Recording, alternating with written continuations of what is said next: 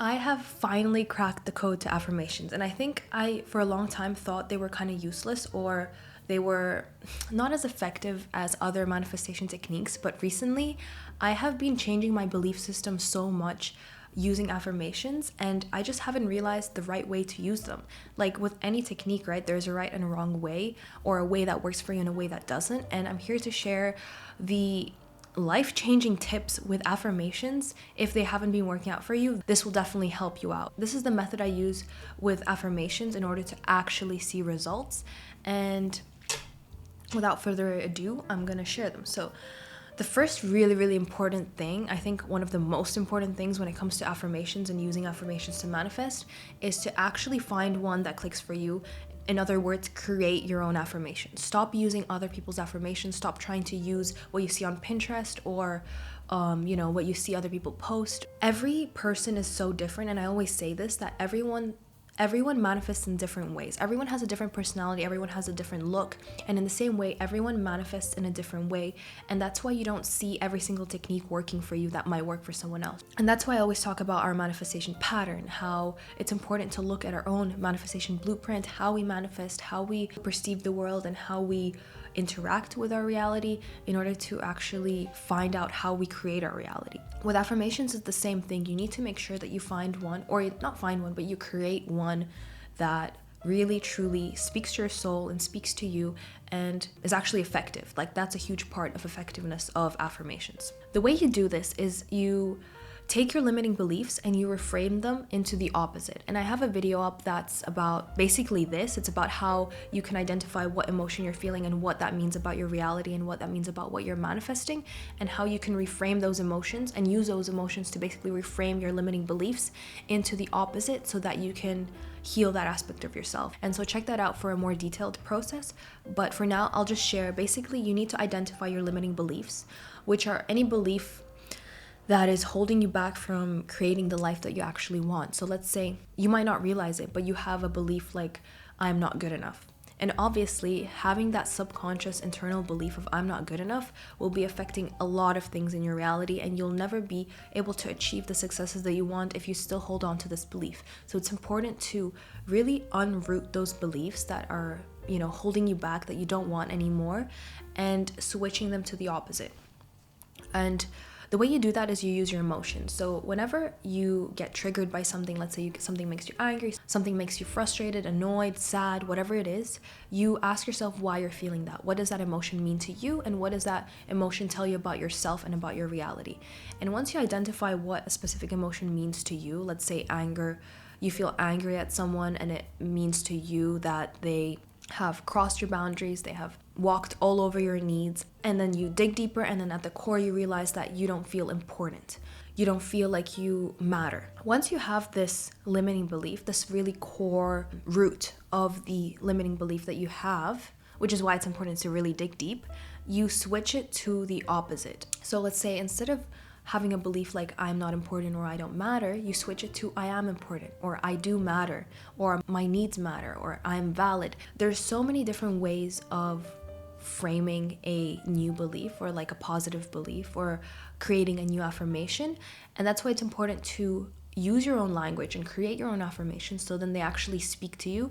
Because when you're using someone else's language, your brain's automatically like, this is not me, right? Like, obviously, when you hear someone else speaking to you, they speak in a different way. And then if you use their affirmations, it doesn't sink in as deeply as the way that you speak to yourself does. So by creating your own affirmations, you're able to really pick and choose the words that ring deep for you and really resonate with you. And also the intonations and the, word structures of the affirmation that you can choose, you make sure that you use the ones that really make sense to you, That's also why sometimes when you use affirmations, you might not feel them true, and you feel like you're lying to yourself, and that's why it creates resistance. So that's what causes affirmations not to be effective, when you don't really feel that it's true and you feel that, like, again, resistance, or like, this is like not right for me.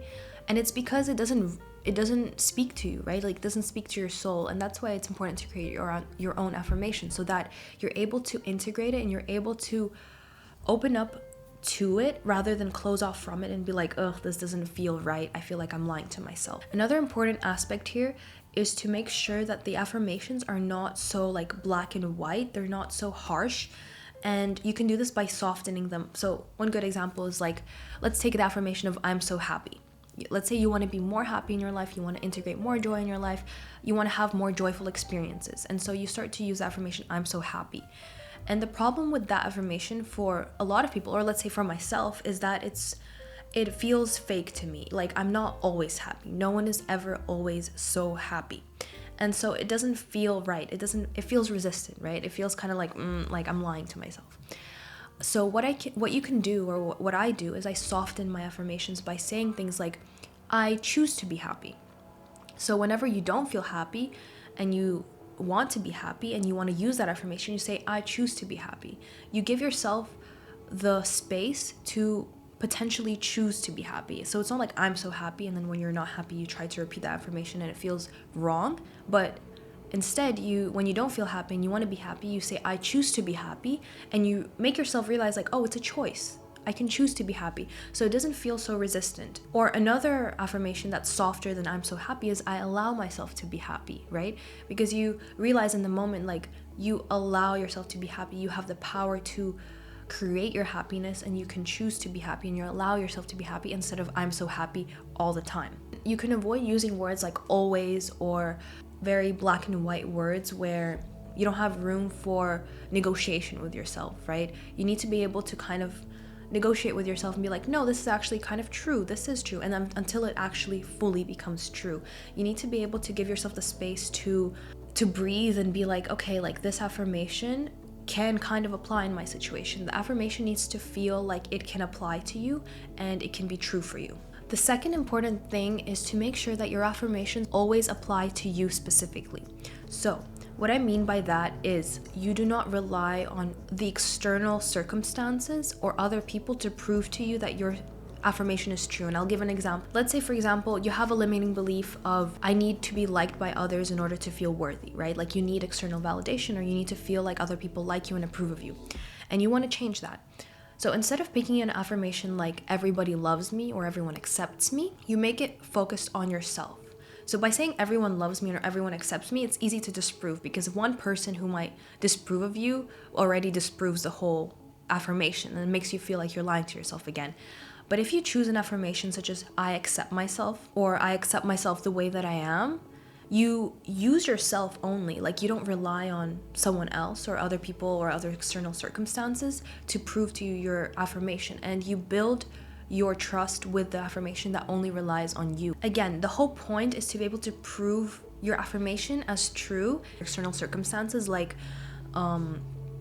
everyone is always complimenting me, because you want to feel compliments, you want to feel seen and heard, and you say affirmations like everyone is always complimenting me.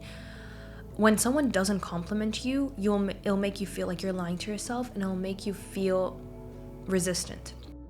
But if you change that affirmation and you want to be seen and heard, and you change it to something more like I love the way that I look today, or I love what I'm wearing today, or something like that, you don't give your control, or you don't give your power away to other people to disprove that affirmation about you. You have full control and full power over that affirmation and over how you make yourself feel about that affirmation, and no one else can basically disprove it. And in that way, it's like a safe affirmation where you know that you can't ever feel lied to about it. And now the really crucial part, I know I say every part is important, but this one is very, very important, because the whole point of affirmations is to make you believe something, right? And you believe something when you feel it true.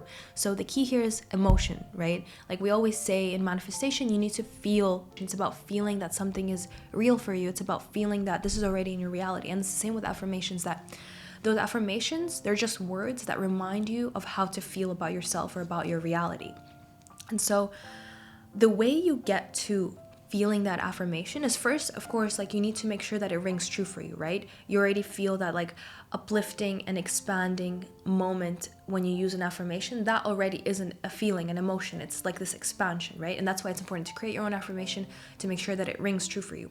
But the second thing is to back it up with evidence. So whenever you use that affirmation, or as often as you can when you use that affirmation, you remind yourself of a time that you actually felt that way. You actually experienced that as true. So let's say, for example, with the affirmation of I accept myself as I am.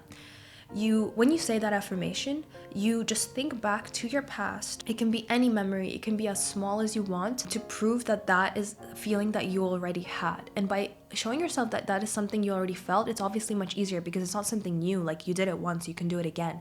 So you can think back to a time, and for example, when you were younger, you were a child and you were just playing with your toys, you were using your imagination, you were doing whatever you wanted to do, and you felt that feeling of acceptance. I accept myself as I am. So you bring up that memory, you bring up that emotion related to that affirmation, and you connect that feeling and that affirmation. And the more often you also do this, the more that affirmation actually strengthens, because the more it is backed up with evidence and it's associated with that emotion. So whenever you say it again after you associate it with a specific emotion, that emotion is much more likely to come up for you, and it's easier to access that emotion. So it's important to do it as much as you can. Another way, if you really don't have any memories, but I'm sure every single affirmation you have, you can connect it to some kind of memory, even if the affirmation is unrelated to the specific memory, it can be that feeling that you got from that memory. But if you don't have memories that you think of, you can also create memories, which is basically visualization. So you can visualize yourself having that feeling that you want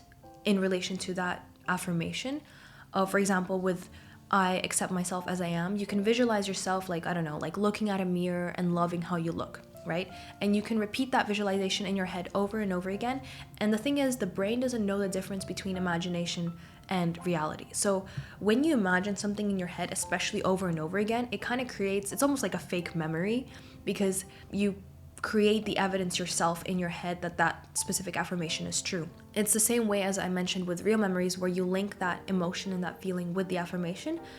You do the same thing with those imaginary situations or those visualizations. Anytime you get evidence of that affirmation to be true, note that in your head. Like, really become aware of, since you start using the affirmation, become aware of your reality and start to look out for ways that you can actually prove your affirmation, because the more you expect yourself to prove your affirmation, the more it will be proven to be true. The more you expect good things to come from your affirmation, for example, the more it is actually going to come, and the more you're going to feel it to be true, and it's going to be a very positive feedback loop. And the last thing I do want to mention is repetition is super, super important. So we operate from a default pathway in our brain, right? Like, that's based on our childhood, that's based on the last few years of our life, and we're used to living that specific way. It became the default pattern and pathway in your brain, and that's what you revert back to every time you make a choice, every time you take an action, every time you decide to do something.